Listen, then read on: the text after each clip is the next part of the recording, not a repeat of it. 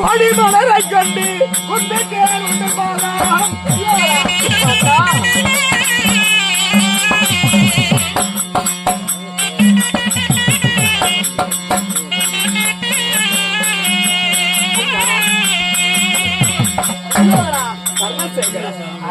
அள்ளியே உண்டிகை கோங்கு வெற்றியே வாசான்னு சொல்லக்கூடிய பல பல தெய்வ சூளை கொண்டு வந்து ஒரு காலடியால் கொட்டி நிமித்து யாருக்கும் தலைவணங்காத முடி மன்னன் துரியோதனன் கனிய கொடி வணக்கம் அண்ணா. என் உயிரிலும் மேலான என் ஆறுயிர் தமையா அண்ணா, இந்த ஒரு பாசம் இருந்தால் எனக்கு போதும் போதும் அண்ணா. துரியோதனா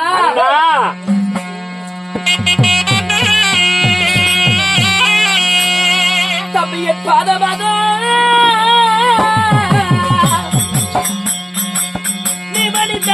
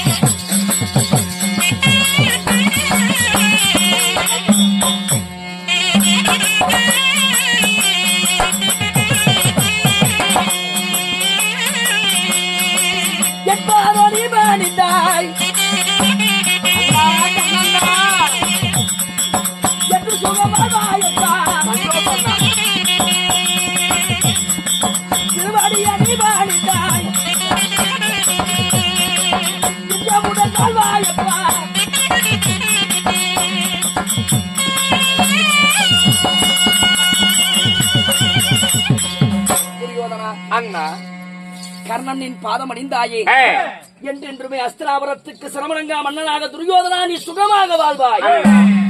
உங்கள் ஆசீர்வாதம் இந்த துரியனுக்கு என்று நிலைக்கட்டும் அண்ணா, என்று நிலைக்கட்டும். சரி துரியோதனா அண்ணா, அஸ்திராபுரத்தில் இருக்கக்கூடிய நீ இப்பொழுது அங்கு தேசம் தேடி வந்தாயே அண்ணா, என்னப்பா காரணம்? எதற்காக என்று கேட்கிறாயா அண்ணா? சொல்லுகிறேன் அண்ணாக கல்சரி தான் கட்டி தங்க பிள்ளை கலந்தாரிய சர வைத்தேன். அண்ணா கண்ணா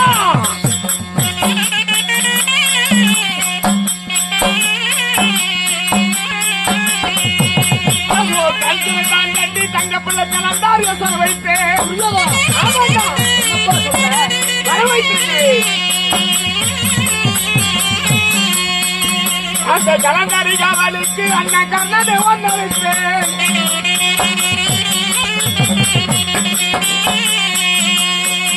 ஆனால் அண்ணா துரியோதனா உடன் பிறந்தானே தங்கை, ஆமா தங்கை என்று சொல்வதற்கு இழிவாக இருக்கிறது. ஏனப்பா? அங்கு தேச மன்னனுக்கு திருமணம் செய்து கொடுத்தோம் இல்லையா?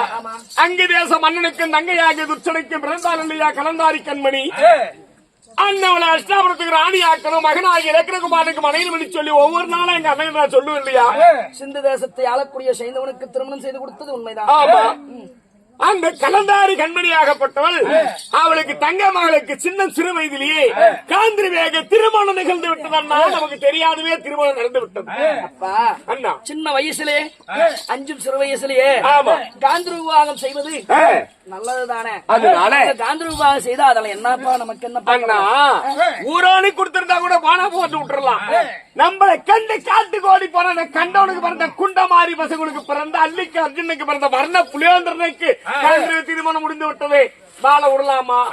அதனால் நீ என்ன செய்தாய்? கொஞ்ச நேரத்துக்கு முன்னால் மாமன் ஜகினியாக வாயிலாளன் கேட்டு அவளை தந்திரமாக சீர்வரிசை தருவேன் சொல்லி அழைத்து வந்து ஆனடிக்கிற சவகாலாயிரம் அடி அடித்து உதைக்காத உதைத்து அவன் வாழ்நாள் பூரா வயிற்றுல கருவே உருவாகக்கூடாது, கனவுல சேரக்கூடாதுன்னு சொல்லி அது கல்சனை கட்டி கலந்தாரி சர வைத்து ஒரு நாளைக்கு ஒரு வேளை உப்புல தண்ணி ஒரு டம்ளர் கொடுத்துட்டு இருக்கிறேன். நாளெல்லாம் உடங்கட்டும், கரியெல்லாம் வெத்தட்டும், ரத்தமெல்லாம் சுண்டட்டும், அவன் நாசமா போகட்டும், கல்சரையில மாண்டாளன்னு செய்தி கேட்டாரு மகிழ்ச்சியா இருக்கும். கலந்தாரி வாழ்நாள் பூரா தப்பி போக கூடாது, வயிற்றுல கருவாக கூடாது. கர்ணனா எனக்கு வெறிய அவன் மேல அவன் வெறிடா அவன் வெறி. அதனால இந்த கலந்தாரியுடைய கல்சரைக்கு நீ காவல் இருக்க வேண்டும் அண்ணா. அப்பா துரியோதனா, அண்ணா, நீ சொல்வதெல்லாம் சரிதான். ஆனா ஒரு பெண்ணை கொண்டு வந்து அவளை சித்திரவதை செய்வது இல்லாம அவளை சிறையில அடிச்சு வச்சிருக்கிறன்னு நீ சொல்றியே.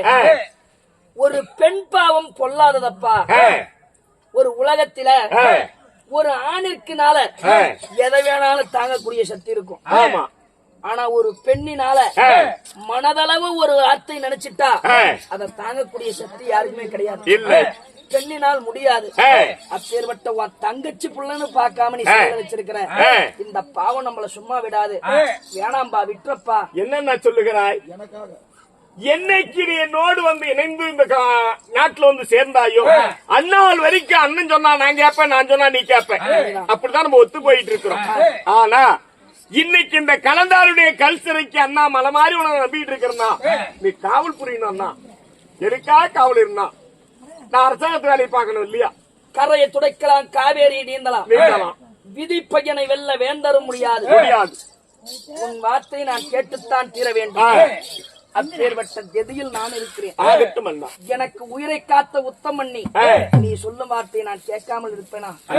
துரியோதனா, நீ சொன்னபடியே கலந்தாரியுடைய காவலுக்கு இந்த கர்ணன் நான் போகிறேன். கடுங்காவல் புரியணும் அண்ணா. ஆகட்டும் அப்பா, ஆகட்டும்.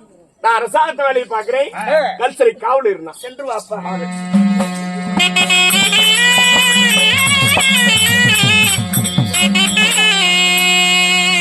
யாரங்கே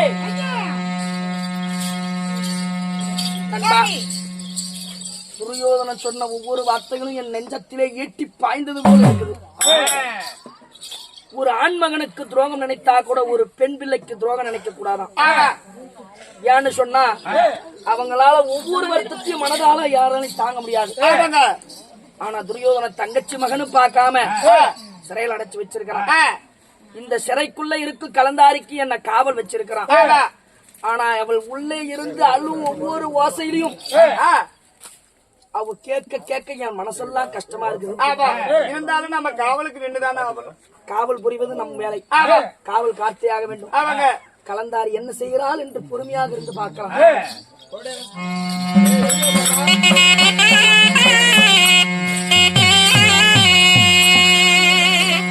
ஐயோ ஐயோ, நான் என்ன செய்வேன் தெய்வமே?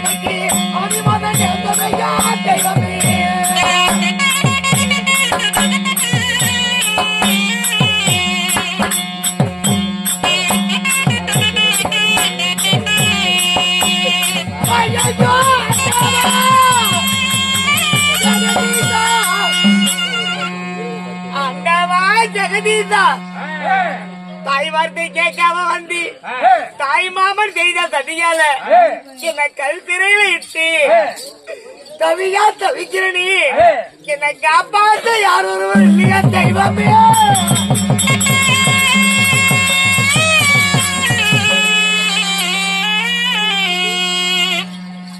மந்திரி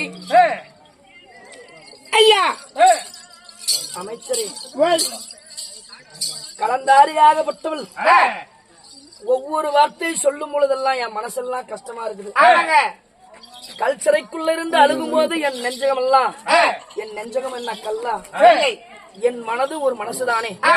இவையெல்லாம் என் காதில கேட்கவே முடியலப்பா. என்ன சொன்னாலும் அன்றைய தினத்திலும் ஒரு துரியோதனத்துல நான் ஒரு வார்த்தை சொன்னேன். பாஞ்சாலியை துயிரொழியும்போது கூட துரியோதனா இதெல்லாம் ஒரு பெரும் பாவம், பெண் பாவம் பொல்லாதது, இத நீ இந்த பாவத்தை செய்யாதப்பான்னு சொன்னேன். அன்னைக்கு என் வார்த்தையை கேட்கல.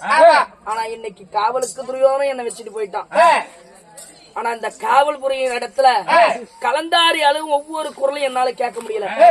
இப்பொழுது என் மனசே எனக்கு சரியில்லை. உடனடியாக நான் காசி யாத்திரை செல்கிறேன். மனசு கேட்காம ஒரு இடத்துல நம்ம இருக்க கூடாது. காசி யாத்திரை போகலாம்ல.